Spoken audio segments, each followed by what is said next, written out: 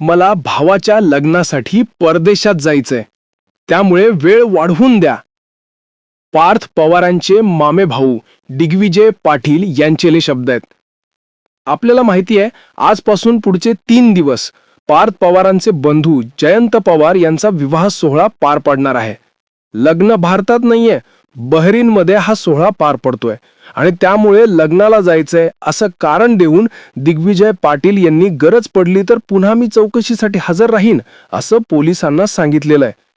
याच प्रकरणामध्ये शीतल तेजवानीला देखील अटक झालेली आहे आणि त्यामुळे तिच्या चौकशीतून अनेक गोष्टी समोर येऊ शकतात. त्यामुळे पार्थ पवार यांच्या अडचणी वाढू शकतात.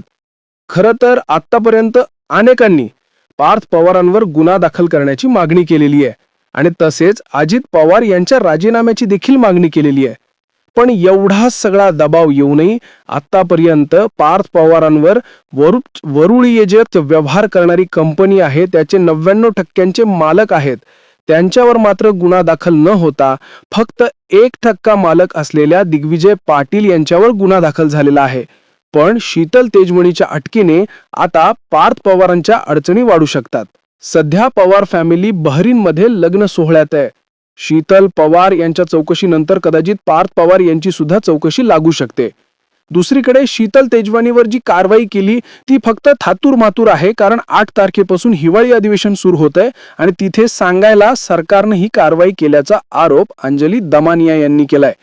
काय नेमकं घडतंय? एकीकडे अजित पवारांच्या मुलाच्या लग्नाची धामधूम आणि दुसरीकडे हा सगळा चौकशीचा फेरा.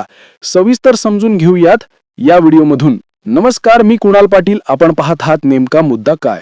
पुणे पोलिसांच्या आर्थिक गुन्हे शाखेने काही दिवसांपूर्वी दिग्विजय पाटील यांना चौकशीची नोटीस पाठवली होती आणि त्यानुसार ते 2 डिसेंबर रोजी पुणे पोलीस आयुक्तालयात हजर झाले.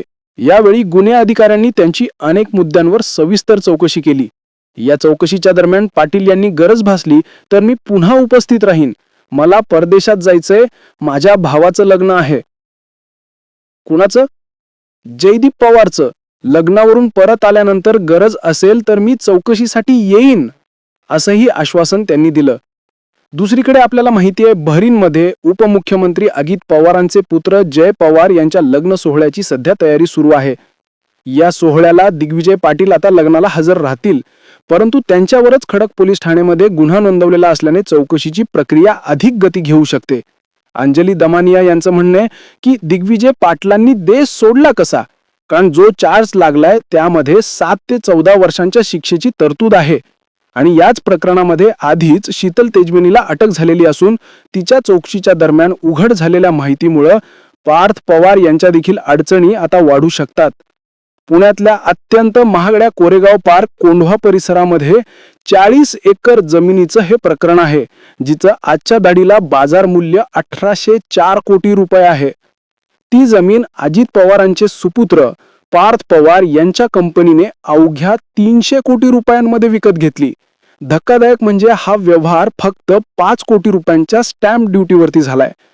300 कोटींच्या जमिनीच्या व्यवहारावरती 21 कोटी रुपये स्टॅम्प ड्युटी लावणं अपेक्षित आहे, पण ती महाग झाली. आणि त्याहून धक्कादायक म्हणजे ही जमीन महारवतनाची जमीन आहे, जी सध्या सटारच्या मालकीची आहे, जिचा खरेदी विक्री व्यवहार करता येत नाही. अशी ही महारवतनाची जमीन पार्थ पवारांनी विकत घेतली. विशेष म्हणजे हा व्यवहार करणारी शीतल तेजवणी हिने यासाठी 272 जणांकडून पॉवर ऑफ अटर्नी घेतले आणि अवघ्या 300 कोटींमध्ये हा व्यवहार केला. राज्याचे उपमुख्यमंत्री अजित पवारांचे पुत्र पार्थ पवार यांच्या अमेलिया होल्डिंग LLP कंपनीनं हा व्यवहार केलाय. सरकारी धोरणाचा आधार घेऊन मुद्रांक शुल्क माफी मिळवली. हे प्रकरण उजेडात आल्यानंतर जमीन महारवतनाची असल्याने ती विकता येते काय? विकता येत असेल तर त्यासाठी आवश्यक ज्या कायदेशीर अटी आहेत, शर्ती आहेत, त्याचं योग्य पालन झालं आहे का? जमीन विकण्यासाठी आवश्यक असलेली जिल्हाधिकाऱ्यांची परवानगी आहे, ती घेण्यात आली होती का? असे अनेक प्रश्न आहेत, त्यावर सध्या चौकशी सुरू आहे. अजित पवारांवर खूप दबाव आल्यानंतर हा विक्री व्यवहार रद्द करण्यात आला. राज्य शासनाने या प्रकरणामध्ये चौकशीचे आदेश दिलेत. पुण्याच्या जिल्हाधिकाऱ्यांनी ही जमीन अद्यापही शासनाच्याच नावे असल्याचा दावा केलेला आहे, पण ज्या कंपनीनं ही जमीन खरेदी केली त्या संदर्भातील खरेदी खत सह अन्य कागदपत्र देखील उपलब्ध आहेत आणि त्यामुळे सरकारच्या परवानगीशिवाय किंवा सरकारची ही जमीन परस्पर विकली गेली हा सगळ्यात मोठा घोटाळा आहे. आता जो शब्द सातत्याने या निमित्ताने आपल्या कानावर पडतो आहे तो म्हणजे महारवतनाची जमीन, जिची खरेदी विक्री करता येत नाही. हा किती गंभीर गुन्हा आहे हे लक्षात घ्या. आणि त्यामुळे आता शीतल तेजवाणी याला अटक करण्यात आलेली आहे, कारण तिनं ही सगळी कागदपत्रांची जुळवाजुळव केलेली होती. ती जेवढी दोषी आहे तेवढेच हा व्यवहार करणारी जी कंपनी आहे त्या कंपनीचे मालक आहेत ते सुद्धा दोषी असायला पाहिजे ना. आमेलिया कंपनीचे 99% शेअर्स पार्थ पवारांच्या नावावर आहेत.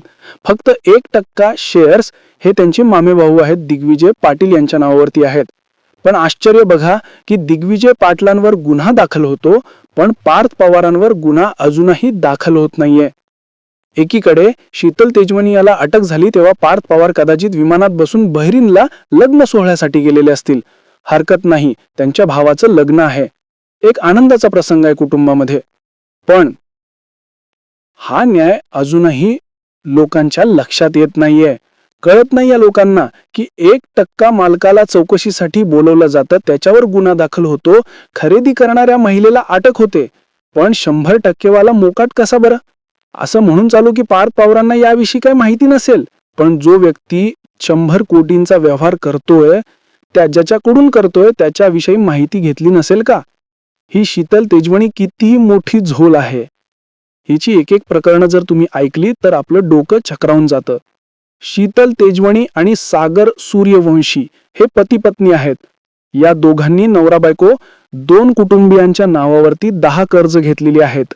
ही कर्ज 41 कोटी रुपयांची आहेत आणि सगळी कर्ज बनावट कागदपत्रांवर घेतलेली होती.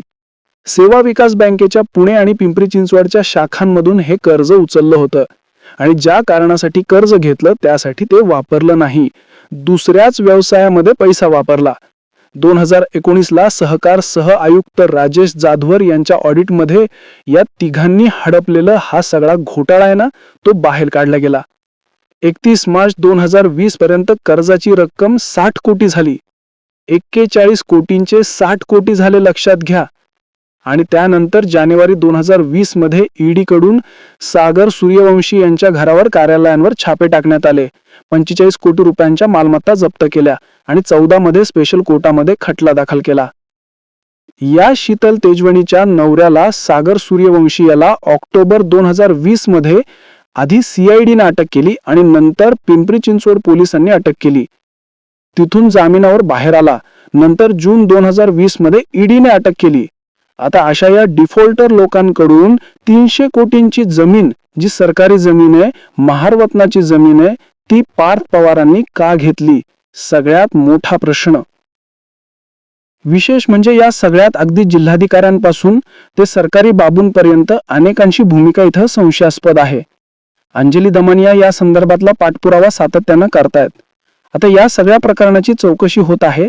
खर्गे समिती सरकारनं त्यासाठी स्थापन केलंय. तिला 1 महिन्यामध्ये अहवाल देण्यास सांगितलं होतं. समितीला 7 डिसेंबरला त्या संदर्भातला प्राथमिक अहवाल सादर करणं अपेक्षित होतं. आता असं कळतंय की त्यांना देखील मुदतवाढ दिलेली आहे. ती का दिली? अधिवेशनामध्ये याची सगळ्याची चौकशी होऊ नये म्हणून दिलीये का? जसं अंजली दमानिया म्हणतायत की अधिवेशनात तोंडदेखलेपणासाठी शीतल तेजवानी हिला अटक केलेली आहे. अनेक प्रश्न आहेत. या निमित्ताने तुम्हाला या सगळ्या प्रकरणाबद्दल नेमकं काय वाटतंय तुम्ही कमेंट करून आम्हाला नक्की सांगा. या व्हिडिओमध्ये इथेच थांबतो. धन्यवाद.